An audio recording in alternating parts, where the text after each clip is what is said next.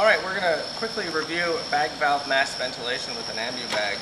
I'm going to talk to you about why we would do this on a patient in the emergency setting or ICU setting.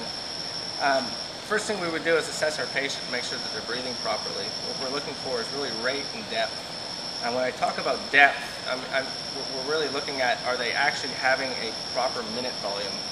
And a minute volume is basically the rate and the amount of air that they're moving on their alveolus over 1 minute.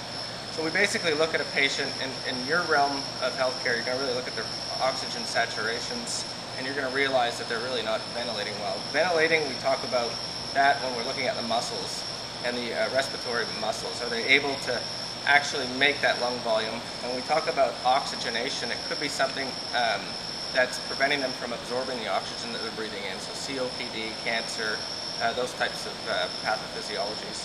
So once we've determined that the patient is not ventilating properly or oxygenating properly, we would go ahead and assist them. The first thing we would do while we were preparing for more invasive types of therapies, we would bag valve mask them. So it's a bag valve mask. It's got about 400 mLs of cc's of just ambient air, about 21% oxygen, and a mask that's in the shape of a patient's mouth. We call this top part of the mask the apex, and that goes over the nose. So you'd spin this around, you'd place the top part of the mask over the nose, the wider part over the mouth. You would open up their airway if there was no spinal injury or neck issues with these patients to get a proper airway. And then you would create what we call a C clamp over their mouth, and we would bag these patients very easily until we were able to use more definitive types of airway management. And what we want to do with an adult patient is bag them about 1 every 5 to 6 seconds. You don't want to overventilate. In the past, it's a very nervous situation for many people, and we would overventilate these patients, hyperventilate them.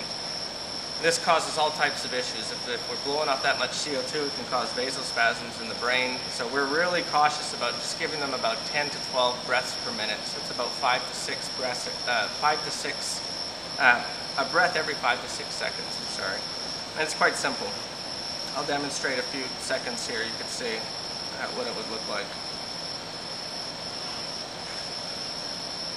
And obviously, while I'm bagging them, this is connected. We would connect this to 100% oxygen at the bedside or on the street, wherever we're taking care of these patients.